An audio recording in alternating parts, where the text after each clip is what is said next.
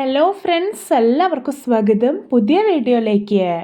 ഇന്ന് ഞാൻ വന്നിട്ടുള്ളത് വളരെ വെറൈറ്റിയും സ്പെഷ്യലും ആയിട്ടുള്ള ഒരു കോളിഫ്ലവർ റെസിപ്പി ആയിട്ടാണ്. നല്ല സ്പൈസിയും ടേസ്റ്റിയും ആയിട്ടുള്ള കോളിഫ്ലവർ മസാലയാണ് കേട്ടോ ഇന്നിവിടെ ഉണ്ടാക്കാൻ പോകുന്നത്. എന്നും പറയുന്ന പോലെ വീഡിയോ കണ്ടിട്ട് ഇഷ്ടപ്പെടുവാണെങ്കിൽ ലൈക്ക് ചെയ്യുക, ഷെയർ ചെയ്യുക, കമൻറ്റ് ചെയ്യുക, ചാനൽ സബ്സ്ക്രൈബ് ചെയ്യാനും മറക്കരുതേ. പിന്നെ ഫേസ്ബുക്കിലൂടെയാണ് വീഡിയോ കാണുന്നതെങ്കിൽ പേജ് ഫോളോ കൂടി ചെയ്യണേ. അപ്പോൾ നമുക്ക് നേരെ വീഡിയോയിലോട്ട് പോവാം.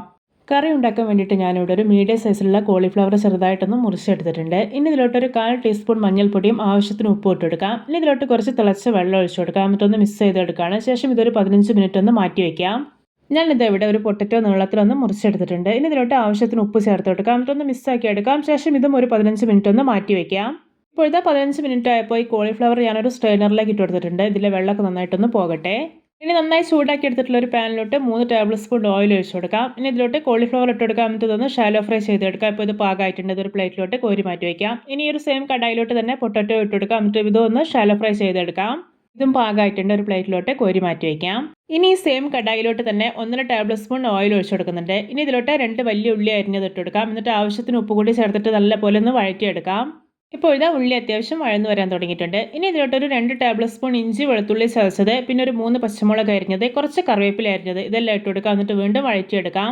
ഈ സമയം ഇതിലോട്ട് അത്യാവശ്യം വലുപ്പമുള്ള ഒരു പഴുത്ത തക്കാളി അരച്ചെടുത്തത് കൂടി ചേർക്കുന്നുണ്ട്. ഇനി ഇതിലോട്ട് മസാലപ്പൊടികളൊക്കെ ചേർത്ത് കൊടുക്കാം.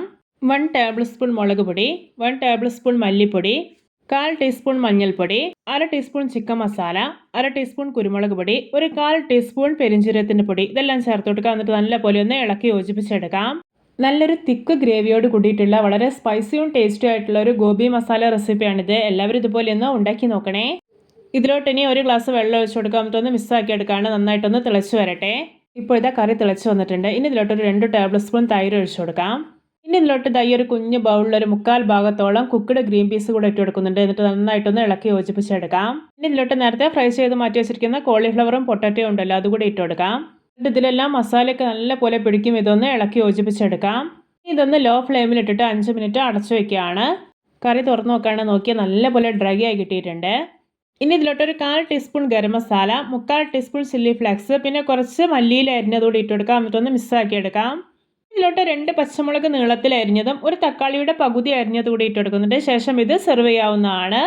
ഇത് നമ്മുടെ രുചികരമായിട്ടുള്ള സ്പെഷ്യൽ ആയിട്ടുള്ള വെറൈറ്റി ആയിട്ടുള്ള കോളിഫ്ലവർ മസാല റെഡി. നോക്കിയേ, കാണുമ്പോൾ തന്നെ കൊതി വരുന്നില്ലേ.